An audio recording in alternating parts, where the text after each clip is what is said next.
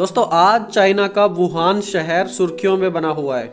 Wuhan से corona virus की शुरुआत हुई और इसके बारे में आपने रेडियो में, टीवी में, इंटरनेट में जरूर देखा होगा और पढ़ा होगा। और इसके द्वारा निमोनिया, बुखार, कमजोरी, सांस की समस्याएं और बहुत सारे लोगों की मौत भी हो रही है। इस वीडियो के बनाने के समय करीब 9000 लोग इस कोरोना वायरस की चपेट में आ चुके हैं और करीब 200 लोग मर भी गए हैं।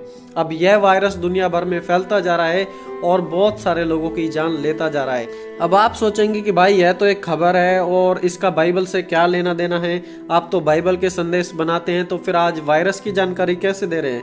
दोस्तों मैं आपको बताऊंगा कि बाइबल का इस घटना से एक संबंध है और परमेश्वर ने ये पहले ही बता दिया था कि ऐसा कुछ होने जा रहा है। तो चलिए अब हम जानते हैं।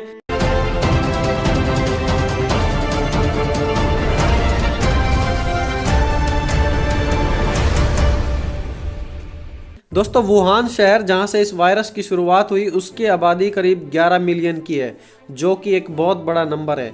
यह चाइना का 7वां सबसे बड़ा शहर भी है। वुहान की सारी ट्रेन, फ्लाइट रद्द कर दी गई हैं, दुकानें बंद कर दी गई हैं, सड़कें बंद है और यहाँ तक कि दुकानों में खाने के लिए खाना भी नहीं मिल पा रहा है। आज सभी लोग मास्क पहनकर घर से बाहर निकल रहे हैं और ये वायरस दुनिया भर में फैल रहा है और थमने का नाम ही नहीं ले रहा। डॉक्टर भी अब हार चुके हैं और अभी तक कोई भी दवाई सामने नहीं आई है। और दोस्तों यह एक वायरस है जो छूने से और हवा से लगातार तेजी से फैल रहा है। दोस्तों प्रभु यीशु मसीह ने तो पहले ही कह दिया था कि जगत के अंत के समय जाति जाति पर, राज्य राज्य पर चढ़ाई करेगा और जगह जगह अकाल पड़ेंगे और भूकंप होंगे। जब हम इसी वचन को यूनानी भाषा में पढ़ते हैं, जो कि नए नियम की ओरिजिनल भाषा है, वहां पर एक और बात लिखी हुई है जिसका हिंदी में अनुवाद नहीं किया गया या हिंदी बाइबल में वो लिखी नहीं है। वहां पे लिखा है आउटब्रेक ऑफ डिसीज, यानी कि एपिडेमिक, जिसका हिंदी में मतलब होता है महामारी। यह हम इंग्लिश में भी पढ़ सकते हैं। इंग्लिश बाइबल में इस प्रकार लिखा है, for nation shall rise against nation and kingdom against kingdom and there will be famines and pestilences, earthquakes in divers places. यहाँ पे ध्यान दीजिए, शब्द लिखा है पेस्टिलेंसेस।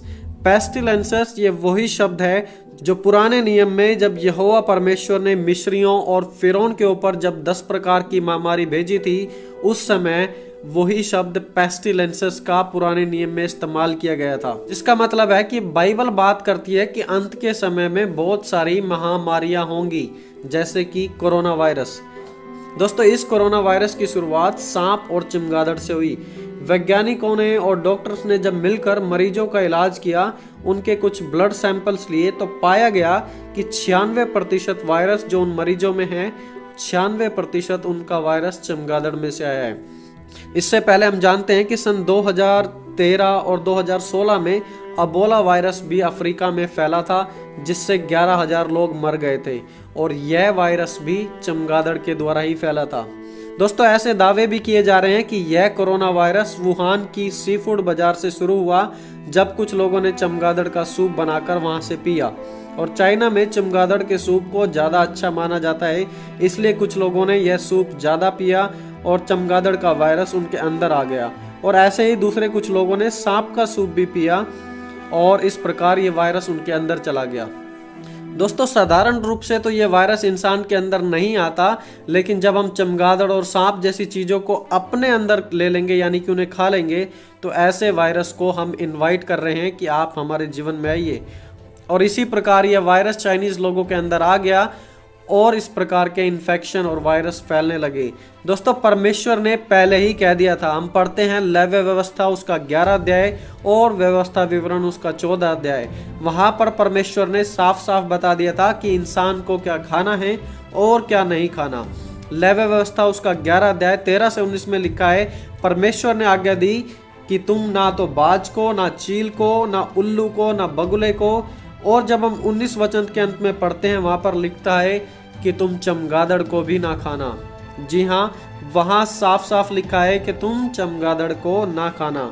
परमेश्वर ने साफ साफ हजारों साल पहले ही यह बात कह दी थी कि चमगादड़ ना खाई जाए। लेकिन अगर जब हम परमेश्वर की बात को नहीं सुनेंगे तो उसका परिणाम तो हम भुगतेंगे ही, जैसे चाइना आज भुगत रहा है और पूरी दुनिया भी उसका परिणाम भुगत रही है। प्रेरित पौलुस ने लिखा, धोखा न खाओ, परमेश्वर ठट्टों में नहीं उड़ाया जाता, क्योंकि जो मनुष्य बोता है वही काटेगा। जिसका साधारण भाषा में मतलब है कि यदि आज हम परमेश्वर की आज्ञा को नज़रअंदाज कर रहे हैं तो नुकसान उसमें हमारा ही है, और वो ही आज चाइना भुगत रहा है। दोस्तों, परमेश्वर ने छोटी से छोटी बात अपने वचन में बताई है। यह भी बताया है कि क्या खाने के लिए उचित है और क्या खाने के लिए उचित नहीं है, क्योंकि परमेश्वर मनुष्य की चिंता करता है। हर एक परमेश्वर की आज्ञा पालन के साथ एक आशीष जुड़ी होती है और हर एक आज्ञा उल्लंघन के साथ एक समस्या जुड़ी होती है। ध्यान रखना दोस्तों इस बात का, हर एक परमेश्वर की आज्ञा के पालन के साथ एक आशीष जुड़ी होती है और हर एक परमेश्वर की आज्ञा उल्लंघन के साथ एक समस्या जुड़ी होती है। तो आप देखिए कि आपको अपने जीवन में समस्या चाहिए या फिर परमेश्वर की आशीष चाहिए। प्रभु के वचनों को कभी भी मजाक में ना लें, और ऐसा ही कुछ चाइनीज लोगों ने किया था। उन्होंने परमेश्वर की बात नहीं मानी और आज कोरोना वायरस फैला हुआ है और दुनिया भर में एक बहुत बड़ा इशू बन चुका है, जिसकी अभी तक कोई दवाई भी उपलब्ध नहीं है। दोस्तों, परमेश्वर का वचन जीवन है, उसे सीरियस लें, उसके प्रति गंभीर रहें और परमेश्वर आपको बहुत ज़्यादा आशीष देगा। और परमेश्वर ने पहले ही बता दिया था कि चमगादड़ ना खाई जाए, और चाइनीज़ लोगों ने खाई और आज वो उसका फल भुगत रहे हैं। तो दोस्तों, मिलेंगे अगली वीडियो में, तब तक आप खुश रहिए, चैनल के साथ बने रहिए। आने वाले समय में और ढेर सारी वीडियो आने वाली हैं, तो चैनल को लाइक कर दीजिए, सब्सक्राइब कर लीजिए। तो दोस्तों, मिलेंगे अगली वीडियो में, तब तक के लिए जय मसीह की।